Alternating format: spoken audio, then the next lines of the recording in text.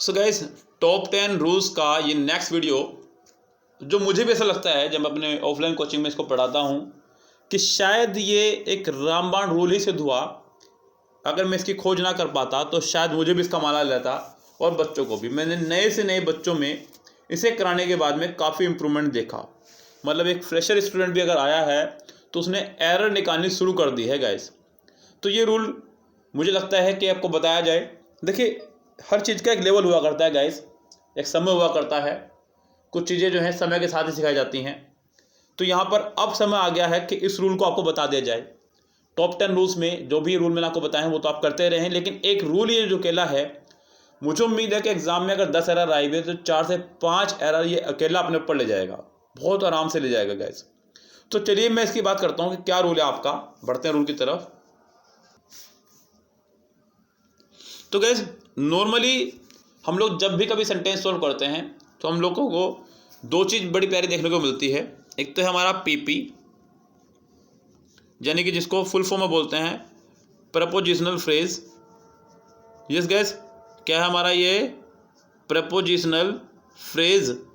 और दूसरा जो हम लोग पोर्शन पढ़ते हैं वो है हमारा एपी। एपी यानी कि एडजेक्टिव फ्रेज। सुनते रहना बच्चों ध्यान से और लिख लेना अगर आपको दिक्कत हो तो। पीपी यानी कि प्रपोजिशनल फ्रेज, एपी यानी कि एडजेक्टिव फ्रेज। ये दो चीज़ें हमें ध्यान रखनी होती हैं।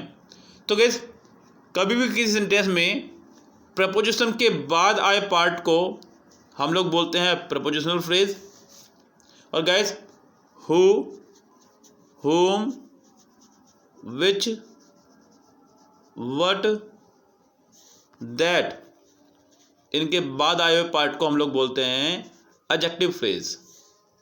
यस गाइस, अब जरा एग्जाम में इसका क्या रोल है उसको समझे। बहुत इंपॉर्टेंट रोल इसका एग्जाम में रहता है। बहुत सारे बच्चे इसको लेकर कंफ्यूज होते हैं। कुछ चीज़ें जरा समझिएगा। मैं आपको हमेशा से एक बात बोलता हूँ कि सेंटेंस में प्रपोजिशन के बाद वाले पार्ट को कुछ भी नहीं मानना है। अब सवाल ये उठता है कि कब तक नहीं मानना है। तो ज़रा ध्यान रखिएगा, या तो अगली प्रपोजिशन तक ही, जब तक अगली प्रपोजिशन ना आ जाए, यस, या फिर अगली वर्ब तक, हेल्पिंग वर्ब या मेन वर्ब कुछ भी, या फिर अगले एडजेक्टिव फ्रेज तक।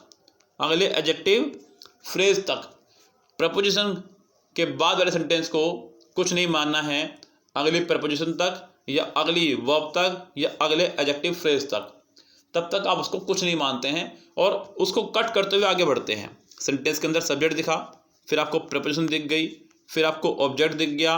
तो गाइस, इसको कट करते हुए आप आगे बढ़े और सेंटेंस में इसके लिए वर्ब ढूंढने की कोशिश करें। मैं उम्मीद करता हूं कि आप सेंटेंस में इजीली वर्ब फाइंड कर पाएंगे। एक सेंटेंस का जो मेन हिस्सा है वो है आपका सब्जेक्ट, वर्ब, ऑब्जेक्ट। ये तीन चीज़ें किसी भी सेंटेंस के लिए बहुत ज़रूरी होती हैं, सब्जेक्ट, वर्ब, ऑब्जेक्ट। तो सेंटेंस में आप सब्जेक्ट को ढूंढने के बाद में सबसे पहले आप वर्ब को ढूंढना शुरू करें कि उसकी वर्ब कहाँ पर है। अब मैं ये नहीं कह रहा हूँ कि आप प्रपोजिशन के बाद वाले को कट कर दें तो उस वाले पार्ट को नहीं देखना है। सबसे पहले मतलब मेरा कहना मतलब ये है कि सबसे पहले सेंटेंस में आप ये चीज़ चेक कर लें कि उस सब्जेक्ट की वर्ब है कहाँ पर और वो उसके मैच की भी है या नहीं है। अगर वो उसकी मैच की है तब आप इस पार्ट को देखें। गलती इस पार्ट में भी हो सकती है, ऐसा नहीं है कि इस पार्ट में गलती नहीं होगी, लेकिन आपका काम बहुत ज़्यादा आसान हो जाएगा इसकी वजह से। ये आपका एक्टिव पैसिव में भी आपकी बहुत मदद करेगा। एक्टिव पैसिव बनाते समय भी हमें ये बहुत प्रॉब्लम करता है, प्रपोजिशनल पार्ट और एपी पार्ट। तो ये आपकी उसमें भी बहुत मदद करेगा। जरा कुछ सेंटेंसेस के माध्यम से समझते हैं क्या कहना चाह रहा है गाइस। ये सेंटेंसेस मेरे सामने आ चुका है। कह रहा है कि ही फॉर्मली बिलीव्स, ही के साथ में एस आ चुका है, बिल्कुल correct. That a radical change, a radical change in the structure. अब जरा गौर करना, सेंटेंस में आ गया है दैट, दैट के बाद आ गया एक सब्जेक्ट, अ रेडिकल चेंज। अब उसके बाद में आ चुका है प्रपोजिशन इन द स्ट्रक्चर। तो मैंने आपको कहा कि प्रपोजिशन के बाद वाले पार्ट को करते हुए चले cut in the structure of over various departments, इसको भी कट कर दीजिएगा। अब ये जो आर है ये आर रेडिकल चेंज की है। किसके बच्चों? ये आर रेडिकल चेंज की। अब आप खुद सोचिए, क्या अ प्लस सिंगुलर नाउन के साथ में प्लूरल वर्ब आ सकती है क्या? तो गैस आप लोग गौर करेंगे कि प्लूरल वर्ब आपकी नहीं आएगी। जब अ प्लस सिंगुलर नाउन आया है तो सिंगुलर ही वर्ब आएगी आपकी, आर नहीं, यहाँ पर इज होना चाहिए था। बस इतना सा काम आपको बोल रहा हूँ करने के लिए और सेंटेंस में आगे बढ़ते रहे। कह रहा है कि one of the 5 boys of his group in the class were absent due to sickness, the other 4 were present. देखो बच्चों ध्यान से, ये वन आपका सब्जेक्ट है। अब ऑफ द 5 बॉयज कट कर दीजिएगा, ऑफ हिज ग्रुप्स कट कर दीजिएगा, इन द क्लास कट कर दीजिएगा। अब वन के हिसाब से क्या आपको वर प्रॉपर लग रहा है? बिल्कुल नहीं बच्चों, वन के हिसाब से यहाँ पे आपका वॉज होना चाहिए था। सेंटेंस में यही आपकी हो चुकी है मिस्टेक, सेंटेंस के सी पार्ट में जाके मिस्टेक दी गई है। तो नॉर्मली ये गलतियां बच्चे नहीं पकड़ पाते हैं, मैं इनको आपको पकड़ने के लिए बोल रहा हूँ और आगे बढ़ने के लिए बोल रहा हूँ गाइस। सेंटेंस में इन चीज़ों को पकड़ना बहुत ज़रूरी है, ये गलतियां आपके लिए बहुत मायने रखती हैं। तो गाइस सेंटेंस में प्रपोजिशन के बाद वाले पार्ट को कट करते हुए आगे बढ़ना है। अगर आपको वर्ब में ही एरर मिल जाए तो बल्ले बल्ले है, और नहीं मिलती है तो फिर से वापस आ जाए, हो सकता है कि आपके प्रपोजिशन वाले पार्ट में ही कुछ एरर हो। जैसे किसी ने कहा द नंबर, तो गैस वैसे तो द नंबर ऑफ का जो रूल है वो ये है कि the number of plus singular noun plus singular verb plus singular verb, the number of marks carried by each question, are नहीं, यहां पर इज होना चाहिए था। तो गैस यहां पर सेंटेंस में आर की जगह आपका इज होना चाहिए था, जो कि यहाँ पर रॉन्ग है। तो गैस सेंटेंस के फिर से बी पार्ट में हो चुकी है एरर। अब ज़्यादा ध्यान दीजिएगा, अ रे ऑफ लाइट, यहाँ पे अ रे ऑफ लाइट लिखना भूल गया हूँ मैं, समझिएगा, सुनिएगा ध्यान से।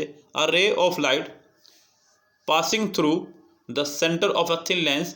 अब ज़रा ध्यान दीजिएगा, यहाँ पे अगर यहाँ पे ऑफ है, अ रे तो आपका सब्जेक्ट हो चुका है, ऑफ लाइट पासिंग थ्रू, बच्चों थ्रू भी एक प्रपोजिशन ही है, of light passing through the centre cut off a thin lens cut.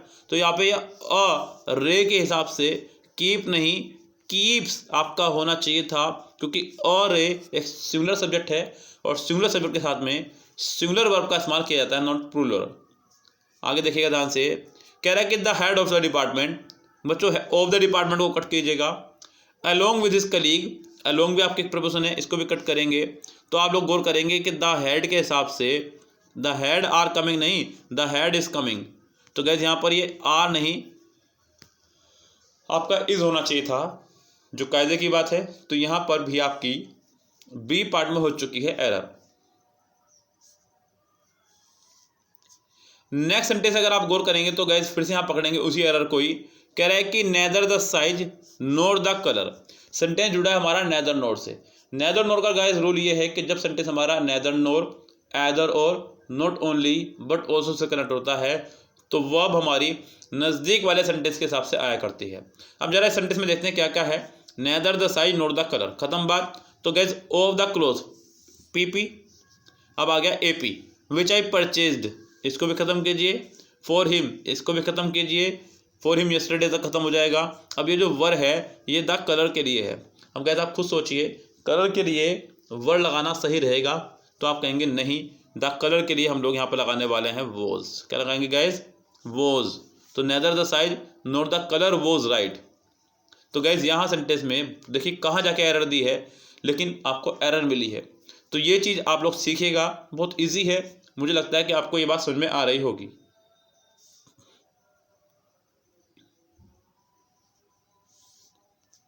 बच्चों नेक्स्ट सेंटेंस देखिएगा, कह रहा है कि the investment by the government in science and technology have increase considerably in recent past. तो गैस सेंटेंस का जो subject है वो है the investment. By the government को आप कट करें, इन साइंस एंड टेक्नोलॉजी को कट करें। अब बच्चों द इन्वेस्टमेंट के हिसाब से आपकी वर्ब आनी चाहिए।